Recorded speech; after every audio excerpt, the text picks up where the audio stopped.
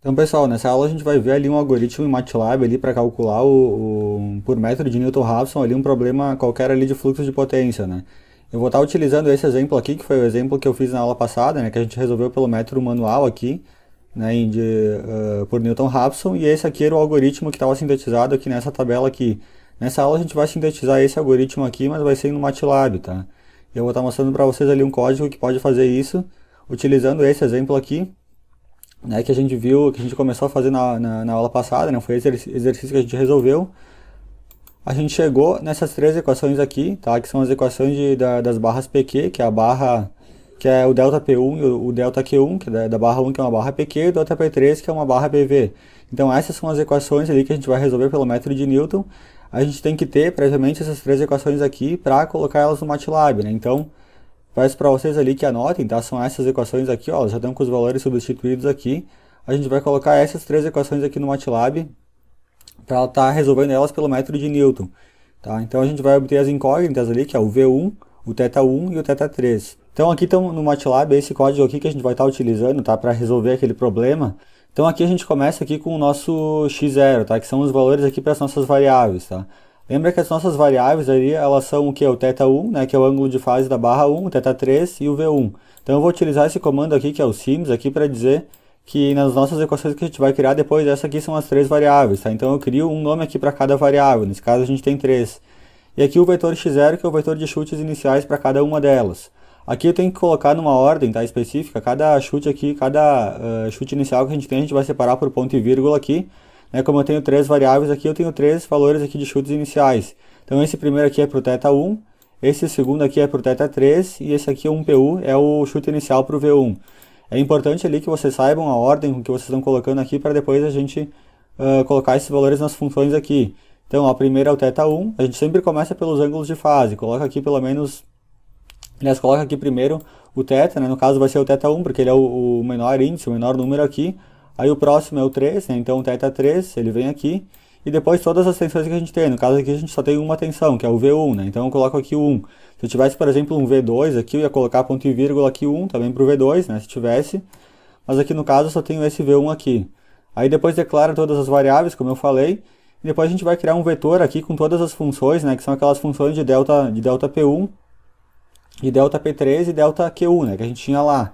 Então é esse vetor aqui, ó, delta P1, delta P3 e delta Q1, a gente vai declarar essas três funções lá naquele vetor lá, fname, são essas três aqui, tá? E a gente vai colocar elas aqui separadas por ponto e vírgula. Então a primeira função aqui, ela vai até o ponto e vírgula aqui, ó, então essa é a primeira função, a do delta P1, tá? Aí tem o ponto e vírgula aqui, depois vem a do delta P3, que vai até aqui, e a última, a do delta Q1, que vai daqui até no final aqui, tá? Então se vocês olharem com calma aqui, são essas três funções ali, tá? Outra coisa muito importante aqui, ó, que dentro desse vetor aqui, que é o vetor das funções, aqui eu tenho que colocar as equações ali, primeiro todas as de P, então a de P1, P2, P3, assim por diante, né? No caso aqui a gente só tem para P1 e para P3, e depois eu vou colocar todas as de potência reativa, né? Nessa mesma ordem crescente, Q1, Q2, Q3, assim por diante, né? No caso aqui a gente só tem uma aqui para o Q1. Tá? Porque depois, na hora de formar a matriz jacobiana, como eu falei nas aulas passadas, elas têm, cada derivada parcial tem uma posição específica, né? Ela é dividida em quatro quadrantes. E a gente não pode botar essas equações aqui aleatoriamente, elas têm que seguir uma ordem para dar certo. E outra coisa, se vocês notarem aqui, eu não utilizei espaços aqui, tá? Não coloquem espaços aqui porque senão pode dar erro. Eu colocava aqui espaço entre os sinais de mais aqui, os sinais de menos aqui. O MATLAB gerava algum erro, não sei porquê, então eu coloquei toda a função corrida aqui, sem utilizar nenhum espaço, tá? E utilizar o ponto e vírgula aqui para separar uma equação da outra. Então aqui eu tenho três equações nesse vetor aqui, tá? E ela está armazenada aqui nesse cara aqui. Aí o próximo que a gente vai fazer é a matriz jacobiana, tá? O MATLAB ele cria uma matriz jacobiana com essa função aqui, tá? A gente utiliza Jacobian aqui. E eu vou atribuir essa variável aqui à matriz jacobiana que eu vou criar, tá? Nessa matriz jacobiana aqui eu tenho que declarar o vetor de funções que eu vou querer estar derivando, que vai ser esse vetor aqui, o fname, que eu acabei de declarar. Então a matriz jacobiana ela vai ter a derivada parcial dessas equações aqui, que estão nesse vetor aqui.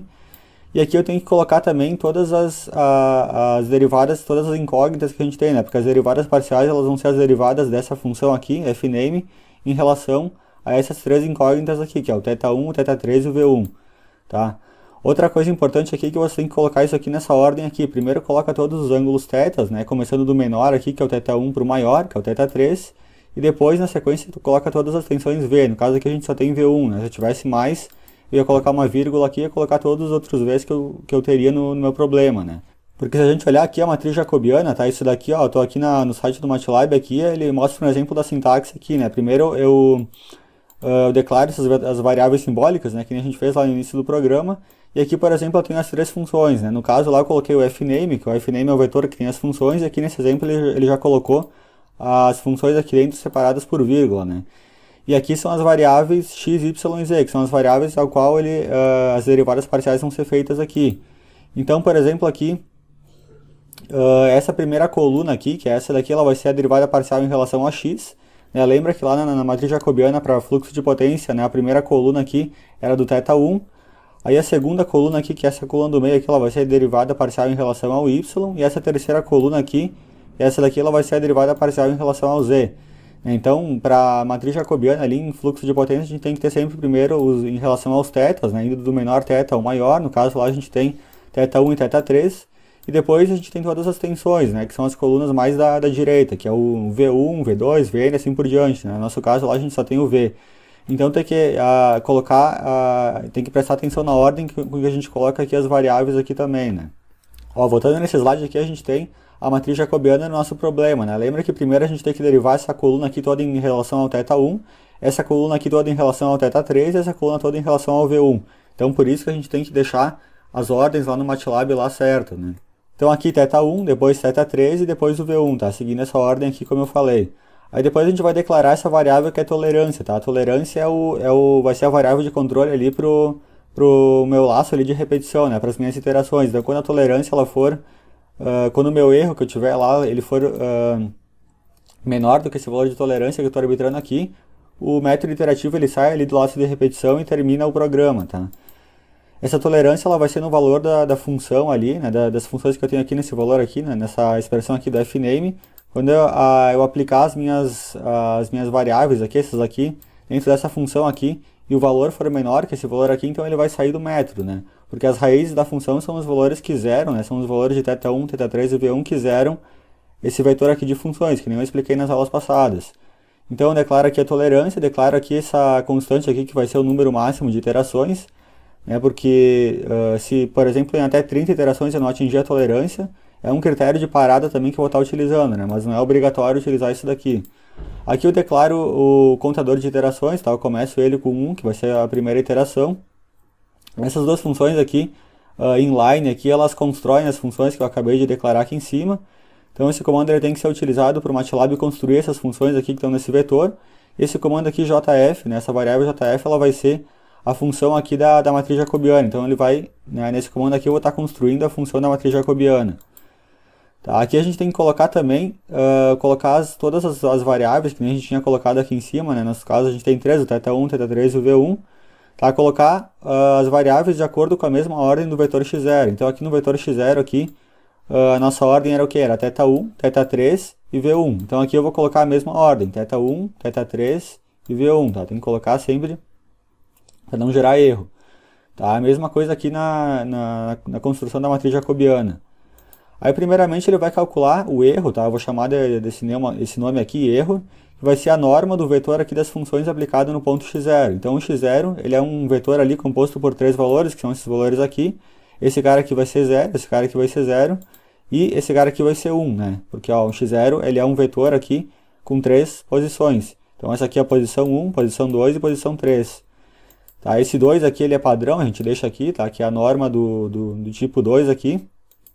E esse comando ele calcula a norma, né, que vai ser basicamente o erro, né, quando eu aplicar esses valores aqui de x0 dentro dessas equações aqui de f, né. Então ele vai calcular o erro aqui, se esse erro aqui ele já der um valor menor aqui que 1 vezes 10 a menos 10 é porque a gente já chutou certo, né, a gente já chegou na resposta final ali praticamente para as nossas variáveis, né, por θ1, por θ3 e por V1. Mas em 99% dos casos a gente não vai conseguir chutar o valor certo, né, porque é difícil ali tu chutar valores ali que sejam exatos. Então ele vai gerar um erro aqui que provavelmente vai ser maior, bem maior aqui que essa tolerância que a gente colocou. E ele vai entrar aqui nesse laço de repetição, tá? Esse laço aqui, todo esse algoritmo que eu tô destacando aqui, ele faz exatamente aquele papel daquele algoritmo destacado em verde lá que a gente viu nos slides, né? Então esse algoritmo aqui, ó, esse destacado em verde, aqui é o que está dentro lá do meu laço while, tá? Aí como é que ele funciona? Primeiro ele calcula aqui o valor da função aqui, né, do f de x0 aqui pro ponto inicial que a gente deu, né, que é o x0, que são esses três valores aqui. Então eu vou calcular o valor de todas essas funções aqui que estão no vetor fname aqui. Depois vai substituir o valor dos pontos iniciais ali na função da matriz jacobiana, né, também. Né, aí depois ele vai fazer essa equação aqui, ó. Essa equação aqui é aquela aqui que eu estava destacado no quadro verde, né? Então o valor do x1, que vai ser o valor das variáveis ali na próxima iteração, ele é igual ao valor da iteração anterior, menos o inverso da matriz jacobiana, vezes o valor da função ali substituída no ponto x0, né? Então, voltando aqui, ó, a próxima iteração ela é o valor da iteração anterior, menos o inverso da matriz jacobiana, vezes o f ali, né, que é o valor dos pontos aqui aplicados nas três funções que a gente tem aqui, né, que no caso é essa coluna aqui. Tá? Esse f aqui, ele é essa coluna aqui. Aí depois nessa linha aqui ele vai calcular o valor ali da função aqui para os novos valores de x1 que eu acabei de achar, né. Inclusive aqui, eu até me enganei aqui, é x1, tá, e não x0, né.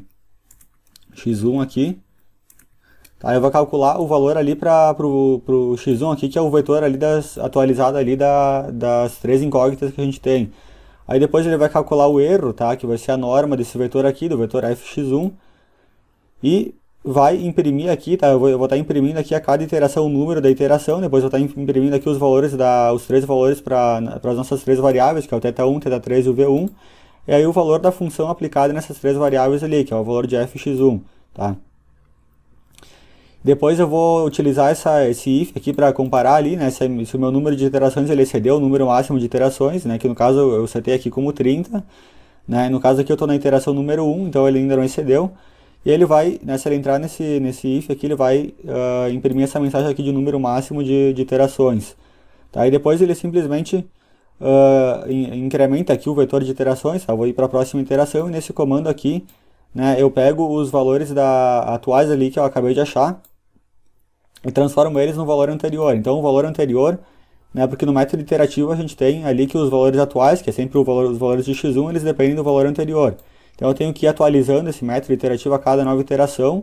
Então enquanto ali o erro ali ele for maior que a tolerância, eu vou executando esse código aqui. E quando ele sair desse while aqui é porque o erro ele já está muito pequeno, a gente já chegou muito próximo das raízes, tá? Então se eu executar aqui, vou dar um run, vou executar. E vou observar o resultado aqui, ó. Então, primeiro ele me mostra a matriz jacobiana aqui, tá? Calculada aqui. Uma matriz 3x3, né? Que nem a gente pode ver. E aqui depois ele me mostra aqui as iterações. Então, foram necessárias aqui 4 iterações para a gente convergir, né? Nesse método aqui. Percebam que o valor da função ali aplicado aos valores de x que a gente tem aqui, ó. Né? Para esses valores aqui, que é o θ1, θ3 e o v1, ele vai diminuindo a cada iteração. Aqui ele estava próximo de zero, aqui ele diminuiu mais ainda. Aqui ele é zero absoluto, praticamente, né?